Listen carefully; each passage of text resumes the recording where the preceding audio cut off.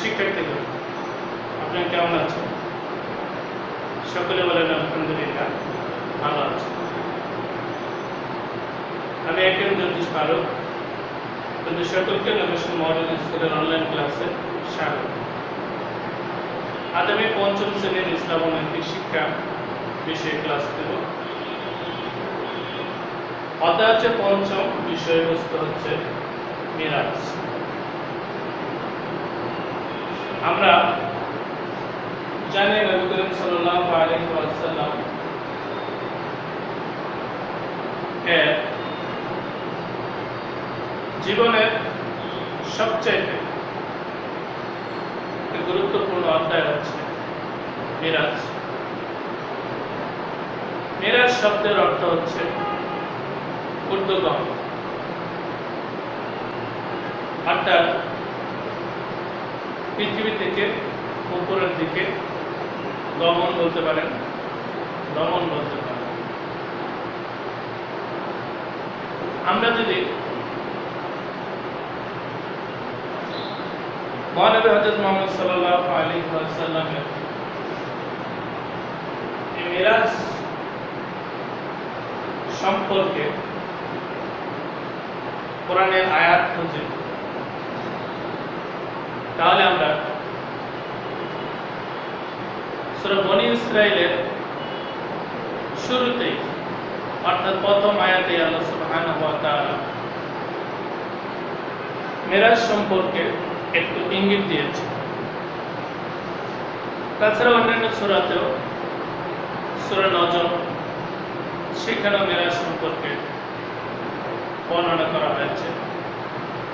আমরা যদি মিরাজ সম্পর্কে প্রাথমিক যেই ভ্রমণ, ওনার দুইটা বাহনে চড়ে উনি মেরাজে গমন করেছিলেন, প্রাথমিক যেই বাহনে চড়ে গিয়েছিলেন সেটার বর্ণনা পবিত্র কোরআনে সূরা বনী ইসরাঈলে আল্লাহ দিয়েছেন। আল্লাহ বলেন, সুবহানাল্লাযী আসরা বি'আবদিহি লাইলান মিনাল মাসজিদিল হারাম ইলা মাসজিদিল আকসা আল্লাযী বারাকনা হাওলাহু লিনুরিয়াহু মিন আয়াতিনা ইন্নাহু হুয়াস সামিউল বাসীর। আল্লাহ কি বলেছেন? পরম পবিত্র ও মহিমাময় সত্তা যিনি তার স্বীয় বান্দাকে, অর্থাৎ হযরত মুহাম্মদ সাল্লাল্লাহু আলাইহি ওয়াসাল্লামকে রাতের বেলায় মসজিদে হারাম থেকে মসজিদে আকসা পর্যন্ত ভ্রমণ করান, যার চতুর্দিকে আমার রহমত ঘিরে রেখেছে। যে আল্লাহ সুবহানাহু ওয়া তাআলার রহমত তার চতুর্দিকে ঘিরেছে, যেন আমি তাকে কুদরতের কিছু নিদর্শন দেখিয়ে দিতে পারি। যে আল্লাহকে, আল্লাহর যে কুদরতের যে নিদর্শন রয়েছে সেগুলো কি দেখাই দিতে পারি। তিনি সব কিছু শুনে ও সব কিছু শুনে ও দেখেন।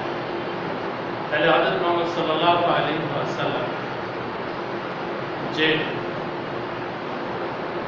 বোরাক নামক প্রথমে যে বাহনটাতে চলেছিলেন, রব নামক বাহনে চলেছিলেন, সেই বাহনে চলে বাইতুল আকসা পর্যন্ত, মসজিদে হারাম থেকে মসজিদে আকসা পর্যন্ত ভ্রমণ করেছিলেন। তারপরে সেখানে যাওয়ার পরে যখন ফেরেশতাদের জগৎ, যেটাকে বলা হয় আলমে মালাক, সেখান পর্যন্ত যাওয়ার পরে হযরত মুহাম্মদ সাল্লাল্লাহু আলাইহি ওয়াসাল্লাম কে জিবরাইল আলাইহিস সালাম বললেন, আমি আর যেতে পারবো না, আমার আর যাওয়ার শক্তি নেই। এখান থেকে যদি আমি এক বিন্দু পরিমাণও কি আগাই তাহলে আমি পুরে সারকা হয়ে যাব, যে আল্লাহ যে নূরের যে তাজালি রয়েছে তা দ্বারা আমি কি পুরে সারকা হয়ে যাব। এখানে দেখেন আল্লাহ নবী বিশ্বনবী হযরত মুহাম্মদ সাল্লাল্লাহু আলাইহি সাল্লাম এর সাথে জিবরাইল আলাইহিস সালাম ভ্রমণ করলেন কোন কোন অংশটুকু। তো যদি আমরা 7 আকাশ 7 জমিন ভ্রমণ করলেন, তারপরে যে স্তরগুলো রয়েছে সেগুলো ভ্রমণ করলেন। 7 আকাশ 7 জমিন এর উদাহরণ যদি আমরা দিই, সামায় দুনিয়া পরেও আরো 6টি আকাশ এবং জমিন রয়েছে। সেই আকাশ এবং জমিন সম্পর্কে যা আল্লাহর যে 7 আকাশ এবং 7 জমিন রয়েছে সেটা সম্পর্কেও আল্লাহ পবিত্র কোরআনে সূরা তালাকের 12 নং আয়াতে আল্লাহ বলেছেন, আল্লাহুল্লাযী খালাকাস সাবআ সামাওয়াতি মিনাল আরদি মিসলাহুন্না ইয়াতানাসসালুল আমরু বাইনাহুন্না লিতা'লামু আন্নাল্লাহা আলা কুল্লি শাইইন কাদির। আল্লাহ বলেন, আল্লাহ তিনি যিনি 7 আসমান এবং 7 পৃথিবী সৃষ্টি করেছেন, ওইসব আসমান এবং পৃথিবীতে তিনি বিধিবিধান নাজিল করেছেন, করছেন এবং করবেন, যেন তারা জানতে পারে যে নিশ্চয় আল্লাহ প্রত্যেক বস্তুর উপরে ক্ষমতাশীল। যে আমরা এই পৃথিবীতে আছি, আমাদের এই পৃথিবীতে আমাদেরকে আল্লাহ সৃষ্টি করেছেন সৃষ্টির শ্রেষ্ঠ মাখলুকাত হিসেবে, অর্থাৎ জ্ঞান শক্তি সম্পন্ন প্রাণী হিসেবে আমাদেরকে সৃষ্টি করেছেন। আমরা কি আল্লাহর ইবাদত বন্দেগী করে থাকি।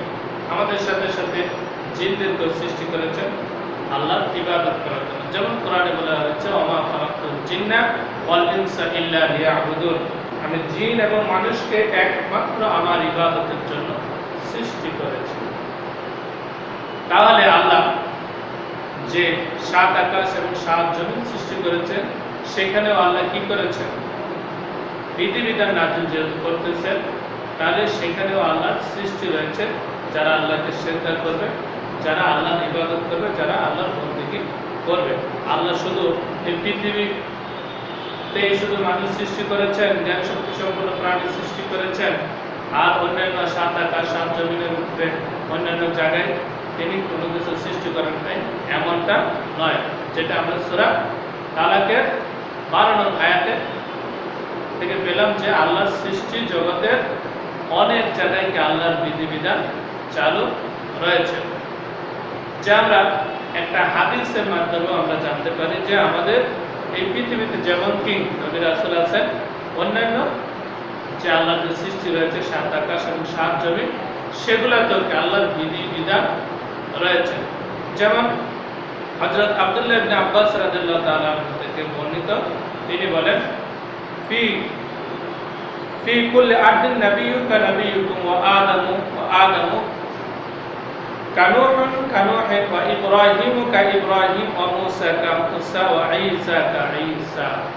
হযরত আব্দুল্লাহ ইবনে আব্বাস রাদিয়াল্লাহু তাআলা আনহু থেকে বর্ণিত, তিনি বলেন, রাসূল সাল্লাল্লাহু আলাইহি ওয়াসাল্লাম বলেন, প্রত্যেক পৃথিবীতে তোমাদের নবীর মতো নবী, অর্থাৎ আমাদের নবী হযরত মুহাম্মদ সাল্লাল্লাহু আলাইহি ওয়াসাল্লামের মতো নবী আছে, আদমের মতো আদম আছে। আমাদের যে আদম আলাইহিস সালাম ছিলেন তার মতো কে আদম আলাইহিস সালাম আছে। নূহের মতো আমাদের একজন নবী ছিলেন নূহ আলাইহিস সালাম। ইব্রাহিমের মতো ইব্রাহিম, ঈসার মতো ঈসা আছে। এটা তাফসীরে ইবনে কাসিরের ব্যাখ্যায় আমরা এটা পেয়ে থাকি শিক্ষার্থীগণ। তাহলে আমরা সংক্ষেপে আল্লাহর সৃষ্টি জগৎ সম্পর্কে একটু ধারণা নিলাম, যে আল্লাহ যে 7 আকাশ 7 জমিন সৃষ্টি করেছেন, সেই 7 আকাশ এবং 7 জমিনেও কি সৃষ্টি অনেক কিছু রয়েছে যারা আল্লাহর ইবাদত বন্দেগী করে থাকে। শিক্ষার্থীগণ, তাহলে আল্লাহর নবী বিশ্বনবী জনাবে মুহাম্মদ রাসূলুল্লাহ সাল্লাল্লাহু আলাইহি ওয়াসাল্লাম যে প্রথম স্তরে যে ভ্রমণ করেছিলেন, সেটা হচ্ছে কি মসজিদে হারাম থেকে মসজিদে আকসা পর্যন্ত ভ্রমণ করেছেন। সেই আকসাটা কতটুকু, যে আমাদের যে 7 আকাশ 7 জমি রয়েছে সেই স্তরটা, তারপরে আমাদের পৃথিবী বলেন অথবা অন্যান্য সৌরজগৎ বলেন, এটা যখন কিয়ামত হয়ে যাবে তখন ব্ল্যাক হোল নামে একটা স্তর রয়েছে। এই 7 আকাশ 7 জমিনের পরে একটা ব্ল্যাক হোল নামে একটা স্থান রয়েছে, বিজ্ঞানীগণ সেটা তাদের দূরবীনের মাধ্যমে দেখতে পাচ্ছেন। সেখানে যখন কোনো নক্ষত্র ঢুকে যাবে তখন সেটার কিয়ামত হয়ে যাবে। তারপরে আমাদের এই পৃথিবী সহ, অর্থাৎ পৃথিবীতে জন্ম থেকে শুরু করে একবারে পৃথিবীর জন্ম থেকে শুরু করে কিয়ামত পর্যন্ত যত রূহ আগমন করবে, যত মানুষ পৃথিবীতে আসবেন, তাদের রূহগুলা যেখানে রাখা আছে, যেটাকে বলা হয় রূহের জগৎ, আলমে রূহ। তারপরে যে স্তরটা রয়েছে সেটা হচ্ছে কি, মৃত্যুর পরে যে মানুষের যারা কি খারাপ কাজ করেছে, যাদের আমলনামাটা কি বেশিরভাগই খারাপ, তাদের আমলনামাটা কিয়ামত পর্যন্ত রাখার জন্য যে জায়গাটা রেখেছেন সেটা হচ্ছে কি সিজ্জিন। সিজ্জিন নামক স্থানে রাখবেন, আলমে সিজ্জিন। তারপরে ভালো লোকদের আমলনামা রাখার জন্য রেজিস্ট্রি যে খাতাটা রয়েছে, আমাদের যে ফেরেশতা রয়েছে মুনকার নাকির, তারা সেগুলো লিপিবদ্ধ করেন, সেই রেজিস্ট্রি খাতাটা সেখানে রাখা হয়। তারপরে কোথায় কি রাখা হয়, যে আমাদের যে রূহ, অর্থাৎ মৃত্যু বরণ করার পরে আমাদের শরীর থেকে যে রূহটা বাইর হয়ে যায়, সেই রূহটা যে জায়গাটা রাখা হয় সেটা সেই জগৎটা, অর্থাৎ সেটা হচ্ছে বারজাখ, আলমে বারজাখ। কিয়ামত পর্যন্ত ওই রূহগুলা ওইখানে থাকবে। মৃত্যুর পরে তাদের পিছনে বারজাখ রয়েছে, অর্থাৎ কিয়ামত পর্যন্ত তাদের রূহটা সেখানে থাকবে। রূহটা কি? রূহ হচ্ছে আল্লাহ সুবহানাহু ওয়া তাআলা বলেন, কুলি রূহু মিন আমরি, রূহ হচ্ছে আল্লাহর আদেশ। এখন রূহটা আমি আপনি কিভাবে বুঝবো, একটু লক্ষ্য করেন। রূহটা হচ্ছে যে আমরা যখন ঘুমিয়ে যাই, দেখবেন আমরা ঘুমিয়ে আছি বিছানায়, কিন্তু স্বপ্নে আবার অনেক কিছু দেখতে পাচ্ছি, বিভিন্ন জায়গায় ঘুরে বেড়াচ্ছি। আমি অনেকদিন আগে মামার বাড়ি গিয়েছিলাম, সেই মামার বাড়ি যাওয়ার দৃশ্য, বন্ধু বান্ধবের সাথে খেলা করতেছি, স্বপ্নে যেটা ঘুরে বেড়ায় সেটাই হচ্ছে রূহ। সেই রূহটা রাখার জন্য একটা জায়গা আছে কেমন। তারপরে যা রয়েছে, তারপরে হচ্ছে জাহান্নাম, যেখানে পাপীদেরকে শাস্তি দেওয়া হবে। তারপরে রয়েছে কি আরাব, অর্থাৎ নিষ্পাপ যারা মৃত্যুবরণ করেছে, যেমন শিশু, একবারে শিশু থেকে শুরু করে 0 থেকে শুরু করে প্রায় 15 বছর পর্যন্ত, প্রাপ্তবয়স্ক হওয়ার আগ পর্যন্ত একটা মানুষ কি নিষ্পাপী থাকে প্রায়। এদের আমলনামাগুলা যেখানে রাখা হবে, এদেরকে যে জায়গায় রাখা হবে কিয়ামতের বিচারের পরে, তারা হচ্ছে সেটা হচ্ছে আরাব, সে আরাব। তারপরে জান্নাত, তারপরে হচ্ছে ফেরেশতাদের জগৎ। এই ফেরেশতাদের জগৎ পর্যন্ত হযরত জিবরাইল আলাইহিস সালাম গিয়েছিলেন, তারপরে আর যেতে পারে না। তারপরে বুরাক নামক আরেকটি কি, বুরাক শব্দের অর্থ হচ্ছে বিদ্যুৎ।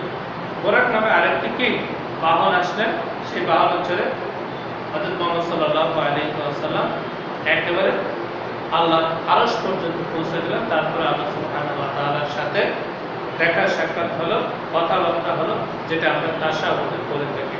তারপরে মহানবী হযরত মুহাম্মদ সাল্লাল্লাহু আলাইহি ওয়াসাল্লাম আবার চলে আসলেন। তিনি আসার পরে যখন মানুষদেরকে এই মেরাজের ঘটনা বর্ণনা করতেছিলেন, যে আমি আরশে আজিমে গিয়েছিলাম, আল্লাহর সাথে দেখা সাক্ষাৎ করে এসেছি,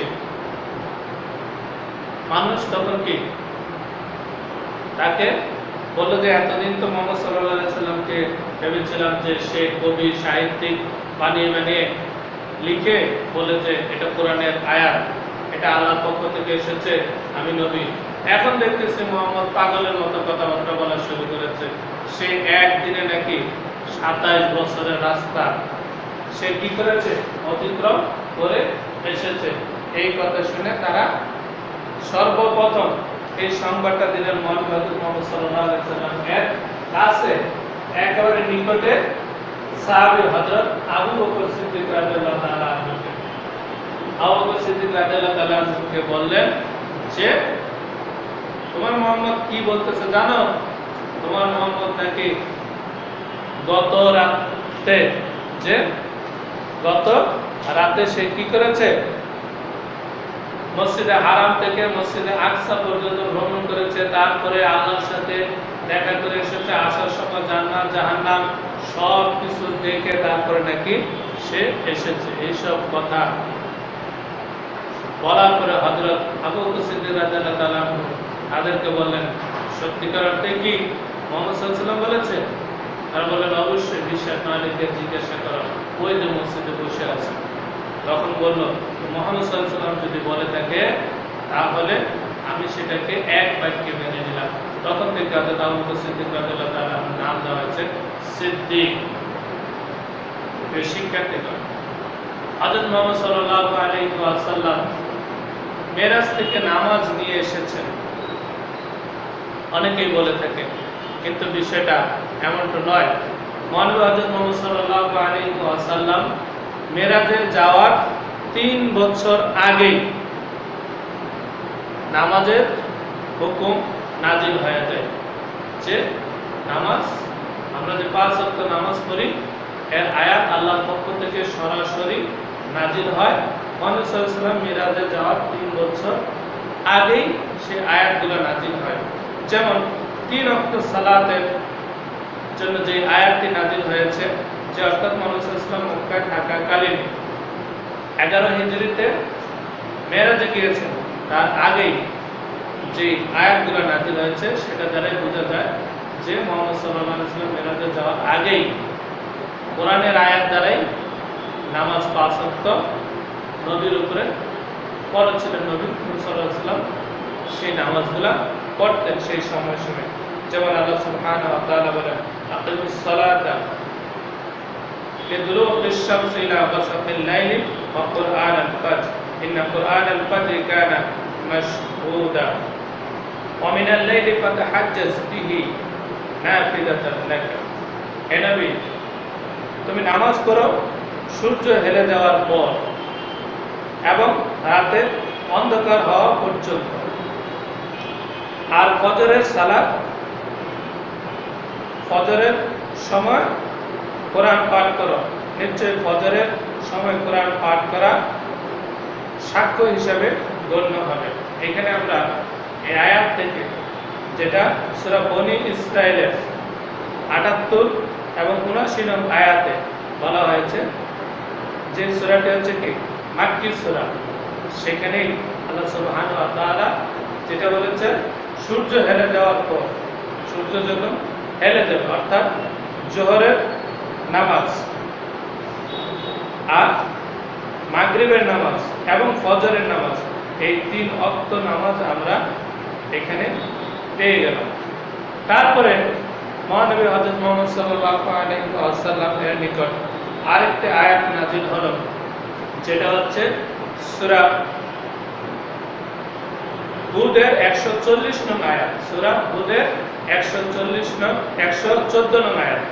114 নং আয়াতে আল্লাহ সুবহানাহু ওয়া তাআলা বলেন, আকিমুস সালাতা তারফান নাহারি ওয়া যুলাফাম মিনাল লাইল। হে নবী, তুমি নামাজ পড়ো দিনের 2 প্রান্তে। দিনের 2 প্রান্তে বলতে ফজর এবং আসর, আর কি রাতের শুরুতে অর্থাৎ মাগরিবের নামাজ। তাহলে আমরা এখানে মোটামুটি পেয়ে গেলাম 5 ওয়াক্ত নামাজের যেই হুকুম, সেটা মহানবী হযরত মুহাম্মদ সাল্লাল্লাহু আলাইহি ওয়াসাল্লাম মেরাজে যাওয়ার আগেই এই আয়াতগুলো নাযিল হয়েছে।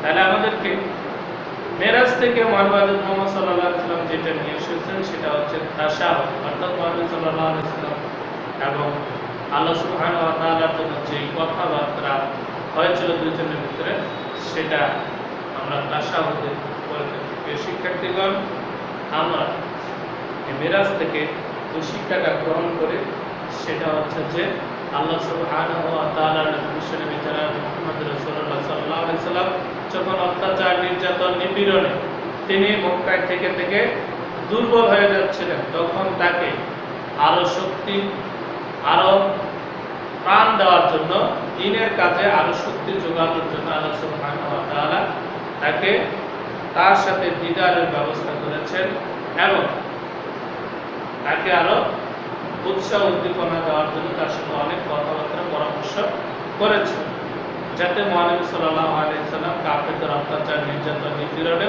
ভেঙে না পড়ে। তখন মহানবী সাল্লাল্লাহু আলাইহি ওয়াসাল্লাম মিরাজে যাওয়ার পরে এসে তখন তিনি এই ঘটনাগুলো বর্ণনা করলেন এবং তিনি কি দ্বীনের কাজে আরো শক্তি পেয়ে গেলেন।